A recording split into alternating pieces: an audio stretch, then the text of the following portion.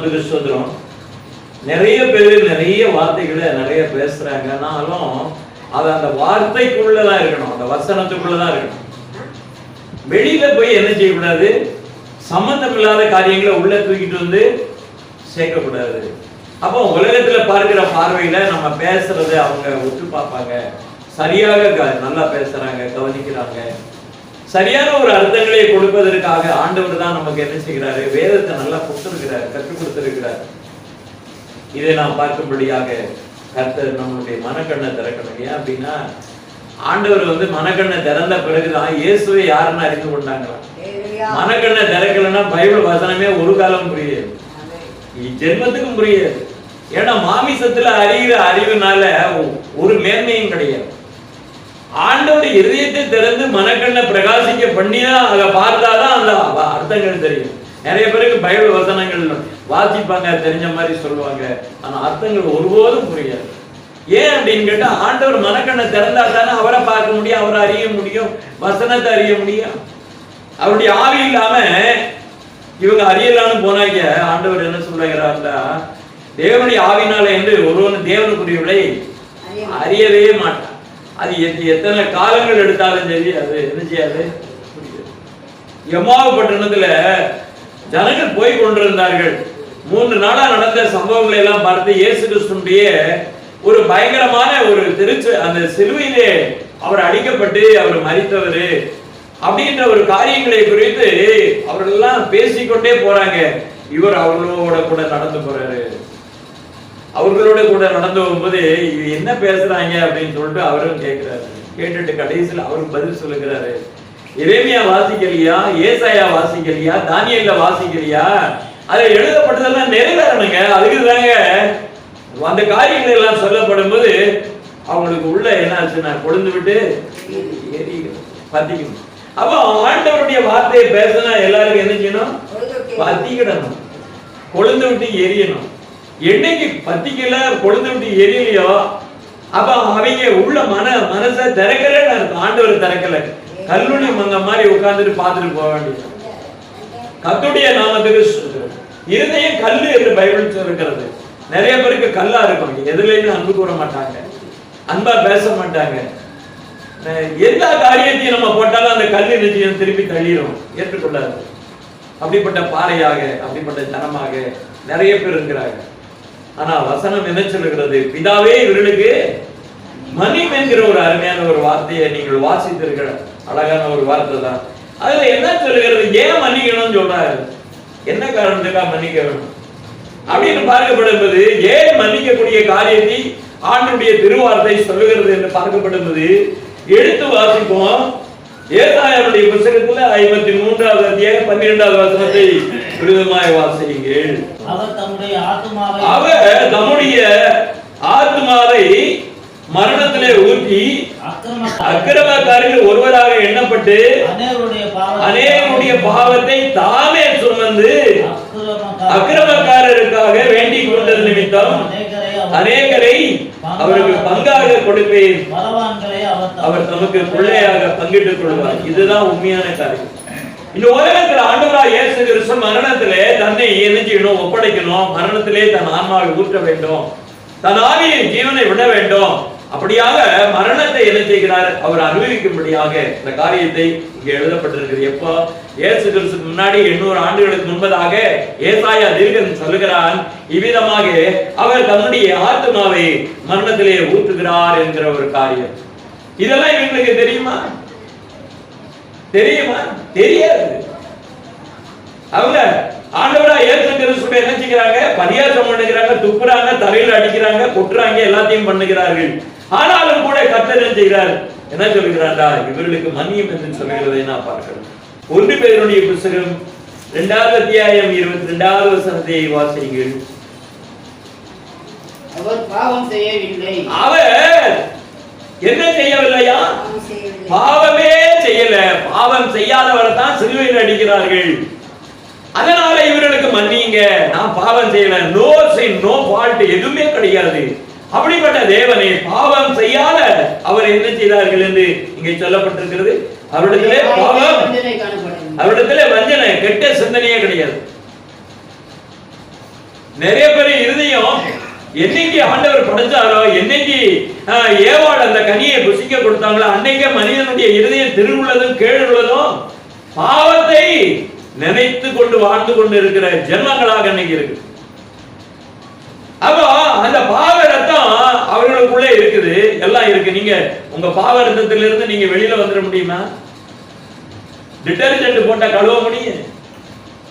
இல்ல சர்ப்பு போட்டு கழுவீங்களா? ராகேஷ் கூட எதை போட்டு கழுவுறது? இவங்களெல்லாம் கழுவுறதுக்கு வழி இல்லை. ஆனா ஒரே வழி என்ன அப்படின்னா திரு ரத்தம் தான். அப்ப ஆண்டவரா இயேசு கிறிஸ்து இங்க என்ன சொல்லுகிறதை நாம் கவனிக்கப்படும் போது இந்த வசனத்தின் மூலமாக நமக்கு தெரிகிற ஒரு காரியம், அவர் பாவம் செய்யவில்லை, அவருடைய வாயிலே வஞ்சனையும் காணப்படவில்லை. அதுக்கு அடுத்த ஒரு வார்த்தையை நீங்கள் சற்று வாசியுங்கள். அவர் வையப்படும் போது பதில் வையல, பாடுபடும் போது இன்னைக்கு இந்த வசனத்தெல்லாம் வாசிக்கிற சில ஊழியக்காரர் இருக்காங்க. அதாவது என்ன அப்படின்னா, அவர்கள் பவுல் எழுதுறாரு, நான் என்னடா இப்படி எழுதுறாரு, நிறைய ஊழியக்காரங்க துஷ்ட மிருகம்னு சொல்லி எழுதி இருக்கிறாரு. இதெல்லாம் நீங்க பாத்திருக்கீங்களா? வாழ்க்கையில அனுபவிச்சிருக்கீங்களா? துஷ்ட மிருகம் சில ஊழியக்காரன் இருக்கா. நான் சில பட்டணங்களுக்கு ஊழியத்துக்கு போய் வேதத்தை நான் சொல்லும் போது அவன் பொய் சொல்லி பொய்யான உபதேசத்தை கொடுத்து ஜனங்களை வளர்த்து வச்சிருக்கான். நான் போய் சொன்ன உடனே ஜனங்களுக்கு, ஐயா நீங்க மீண்டு வாங்க, அடிக்கடி வாங்க சொல்லி கொடுங்கன்ன உடனே அந்த ஊழியக்காரன் தனியா என்ன பண்றான்னா, நேரடியா மோதல போன்ல இன்னொருத்தர் சொல்றான், அவர் அங்க வந்தாருன்னா துண்டு துண்டா வெட்டி போடுவான் அப்படின்னு சொல்லி. அது 2-3 பேர் காதுக்கு போயிருச்சு. நிறைய இடங்கள்ல சத்தியத்துக்கு போனீங்கன்னா உங்களை என்ன பண்ணுவாங்க? துஷ்ட மிருகமாக மாறுவான் சில ஊழியக்காரன். அவன்கிட்ட நீங்க போய் மோதிட்டு இருக்கீங்களா? பார்த்திருக்கீங்களா? அந்த மாதிரி எல்லா மூஞ்சியும் நான் பார்த்துட்டு வந்திருக்கேன். அந்த அனுபவம் பேச சொல்லுது. ஏண்டா அவரு துஷ்ட மிருகம்னு எழுதுறாருன்னு பார்த்தா அப்படிப்பட்ட மனிதனா தான் அப்படிப்பட்ட நிறைய கள்ள ஊழியக்காரர்கள், கள்ள அப்போஸ்தலர்கள், கள்ள தீர்க்கதரிசிகள் இருக்கிறாங்க. அவங்களுக்கு மைண்ட் என்ன தெரியுங்களா? மணி மைண்ட், பணத்தை அள்ளணும், எந்த ஒரு காரியத்திலையும் மக்களை ஏமாற்றணும். இதுதான் அவங்களுடைய ஒரு காரியம். பைபிள்ல இருக்கிற எல்லாரும் போதனை பண்றோம், அதை சொல்லக்கூடாது. பைபிள்ல இல்லாத போதனை பண்றேன்னு சொல்லி வெளியில இருந்த சரக்கை கொண்டு உள்ள கலந்து என்ன பண்ணுவாங்க அப்படின்னு கேட்டா, கலவை துப்புரவாலாம் செய்தி இருக்காது, வெளியில இருக்கிற கலவையை போட்டு கலந்து என்ன பண்ணுவான்? விடுவான். ஆகா, இந்த காரியம்லாம் நம்ம பார்த்தே சொல்லி கொடுக்கலையே, எவனா மாதிரி அற்புதமா பேசுறாரு, எல்லா மிமிக்கிரியும் பேசுவான், எல்லா டிராமாவும் பண்ணுவான். அவனை நம்பி ஜனங்கள் நாசமா போய்கிட்டு இருக்கிறாங்க. இன்னைக்கு இப்படிப்பட்ட காலமாக இருக்கிறது. உங்களுக்கு நான் பட்ட அனுபவத்திலிருந்து நான் சொல்லுகிறேன், நான் உண்மையா தான் சொல்றேன், போய் சொல்லல. முதல்ல கீழ்ப்படிதல். நாங்க அந்த காலத்துல இருக்கும்போது ஊழியக்காரங்க கீழ்ப்படிவோம். எப்பண்டா அவர் வாயை திறந்து பேசுவாரு அப்படின்னு சொல்லிட்டு உட்கார்ந்து காத்து கிடப்போம். அவர் எப்ப தூங்குறாரு எந்திக்கிறாரு தெரியாது, நாங்க காத்து கிடப்போம். காலையில 5:30 மணிக்கு ஜபத்துல நிக்கணும், 6:30 மணி வரைக்கும் ஜபத்துல இருந்த பிறகுதான் எல்லாரும் போனோம். முழங்கால யார் இருந்தாலும் சரி அங்க வரணும். காலையிலேயும் சாயந்தரமும் அப்படியாக நடத்தினாங்க. அப்படியெல்லாம் இருந்தது. சங்கீத புஸ்தகத்துல 40வது அத்தியாயத்துல 7-8 வசனத்தை வாசியுங்கள். அப்பொழுது நான் இதோ வருகிறேன், புத்தக சுருளில் என்னை குறித்து எழுதியிருக்கிறது, என் தேவனே உமக்கு பிரியமானதை செய்ய விரும்புகிறேன், உமது நியாய பிரமாணம் என் உள்ளத்திலே இருக்கிறது என்று சொன்னார். அப்பா இயேசு கிறிஸ்துவானவரை பற்றி சங்கீத புஸ்தகத்துல இயேசு பிறப்பதற்கு முன்பதாக 1000 ஆண்டுகளுக்கு முன்பதாக இயேசு கிறிஸ்து வரப்போகிறார் பூமியிலே. நியாய பிரமாணம் அவருடைய உள்ளத்திலே இருக்கிறது. அந்த பலியை செலுத்துவதற்காக பூமியிலே அவர் மனுஷனாக அவதரித்து வரப்போகிறார் என்கிற ஒரு சங்கீத பகுதியை நீங்க வாசிக்கிறீங்க. இதோ நான் வருகிறேன் என்று சொல்லுகிறார். அப்ப இவங்கெல்லாம் தெரிஞ்சா இவங்களுக்கு தெரியாது, இவரை நிந்திக்கிறது, அவமானப்படுத்துறது. அதனால ஆண்டவர் சொல்றாரு, இவர்களுக்கு மன்னியும் என்று ஆண்டவர் சொல்லுகிறார். அப்ப ஆண்டவருடைய திருவார்த்தையை நீங்கள் பார்க்கப்படும் போது ஒவ்வொரு வார்த்தைகளையும் எதை நம்மளை கவனத்துக்குள்ளாக மாற்றுகிறது என்பதை நீங்கள் புரிந்து கொள்ள வேண்டும். இன்னொரு வார்த்தையை அப்போஸ்தலனாகிய பவுல் சொல்லுகிற ஒரு நல்ல ஒரு வார்த்தை இங்கே காணப்படுகிறது. அப்போஸ்தலனாகிய பவுலுடைய புத்தகத்திலே 3வது அத்தியாயத்திலே 17-18 வாசிங்க. சகோதரரே நீங்களும் உங்கள் அதிகாரிகளோ அறியாமையினாலே இதை செய்தீர்கள் என்று அறிந்திருக்கிறேன். கிறிஸ்து பாடுபட வேண்டும்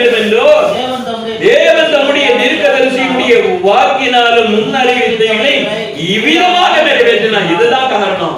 இந்த வசனங்கள் எல்லாம் உங்களுக்கு தெரியாது. எம்மா பட்டணத்துல போய்கிட்டு இருக்கும் போது ஆண்டவர் கூட போகும்போது அவங்களுக்கு தெரிஞ்சதா? தெரியாது.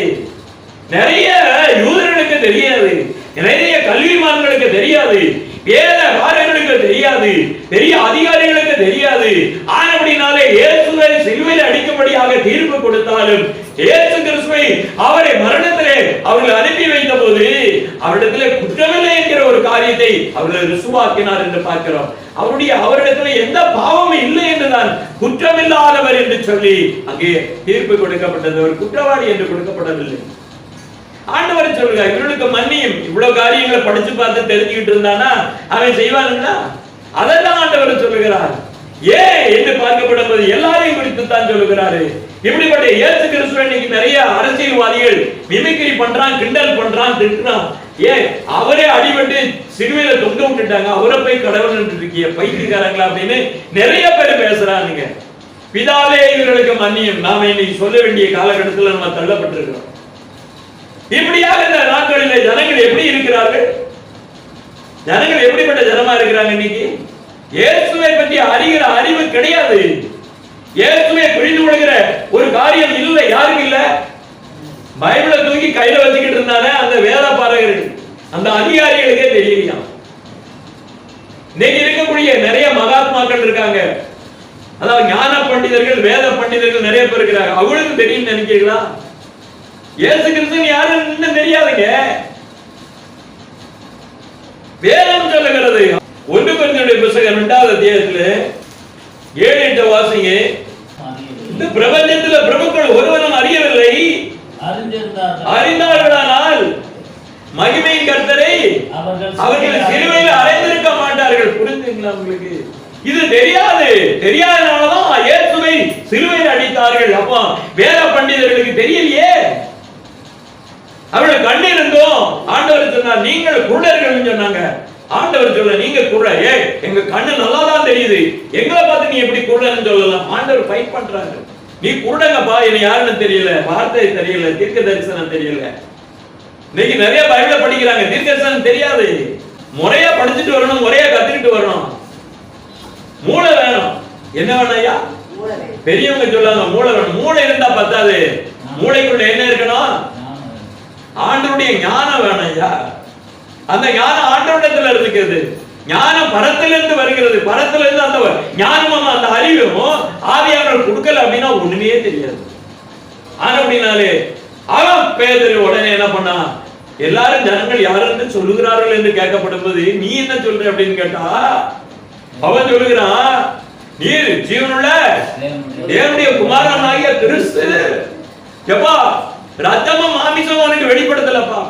இன்னைக்கு இருக்கக்கூடிய சரீர மாமிசத்துல ரத்தத்திலும் இருக்கக்கூடிய மனிதர்களுக்கு புரியாது. பரலோகத்தின் தேவன் வெளிப்படுத்த வேண்டும், பரலோகத்துடைய ஞானம் வேண்டும், பரலோகத்துடைய வெளிப்பாடு தரிசனங்கள் வேண்டும். அது இல்லைன்னா ஒரு பிரயோஜனம் கிடையாது. இவ்விதமாக ஆண்டவருடைய திருவசனம் சொல்லுகிறது, ஆண்டவருடைய வார்த்தை விதமாக சொல்லுகிறது, பிதாவே இவர்களுக்கு மன்னியும். காரணம் என்ன அப்படின்னு நாம பார்த்தோம். அவர்கள் இவரை அறியவில்லை, இவர்களே மன்னியும் என்று சொல்லுங்க. இவர் அறியல, அதனால மன்னியும்.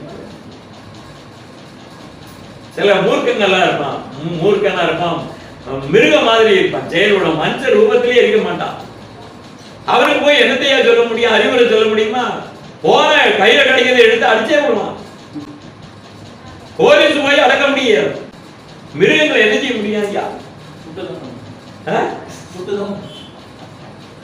இப்படிதான் அரசாங்கம் எடுக்கிற முடிவு. அதுதான் சில மூர்க்கங்கள், சில அந்த மாதிரி முன்கோபிகள், பயங்கரமான ஆட்கள் இவங்கெல்லாம் இருப்பாங்க.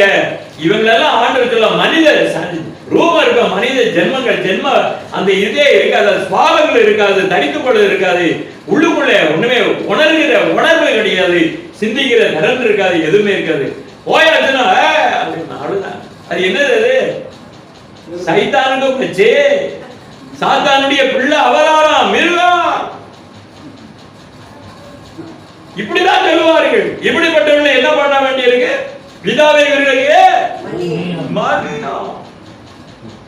இன்னைக்கு மணிப்பூர்ல கொல்றாங்க, வெட்டி கொல்றாங்க, சத்தீஸ்கர்ல கொல்றான், யூபில கொல்றான், மக்களை நிறுவனமாக்கி அடிச்சு துன்புறுத்தி என்ன பண்றான்? கொல்றான். உயிரோட கட்டையில வச்சு கொடுத்துறான். யார் அது? மிருகம், சாத்தானுங்கோ. அதுக்கு ஒரு 3 கவர்மெண்ட், அது பெரிய கவர்மெண்ட். அவன் அமெரிக்காக்காரன் சொல்லிட்டான், இனிமே இந்தியாவில இருந்து இந்த யூபி காரன், இந்த குஜராத்துக்காரன், அப்புறம் இந்த சத்தீஸ்கர், இந்த மாதிரி பீகாருக்காரன் எங்க கிறிஸ்துவர்களை கொண்டார்களோ அந்த மாநிலத்தில் இருக்கிற ஒரு பையன் அமெரிக்காவுக்கு வரக்கூடாது, எல்லாம் ஓடி பண்ணலான்ட்டான். ஏன்? அது என்ன ஜென்மங்களா? மிருகம், மூர்க்கன், மிருகம். ஆராதனை கூடங்களை அடிச்சுன்னு இருக்குது, எல்லாத்தையும் அவன் பார்க்கிறான். அவனை கண்ணு தெரியாமல கிடக்க, நம்மளை விட அட்வான்ஸா இருக்கிறான். இப்படியாக இவர்களுக்கு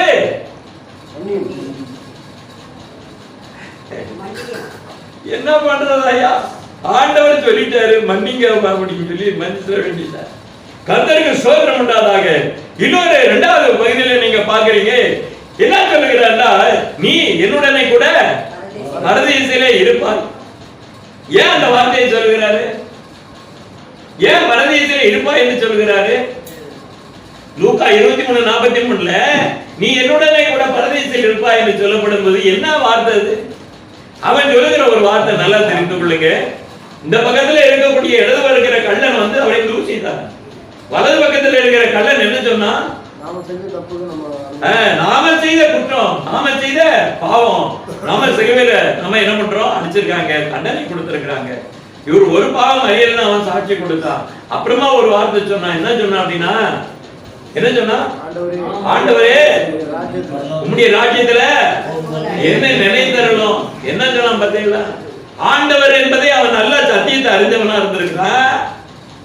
இது மட்டுமல்ல, ஆண்டவர் சொன்னா அவரை ஏற்றுக்கொண்டவனா இருக்கிறான், அவன் அறிக்கை செய்தவனா இருக்கிறான். அதுக்கப்புறம் என்ன அப்படின்னு பார்த்தாக்க, இயேசு கிறிஸ்துவினுடைய சிலுவைக்கு சமமாக அவன் என்ன பண்ணா, தண்டனை அறிவிச்சிருக்கிறான்.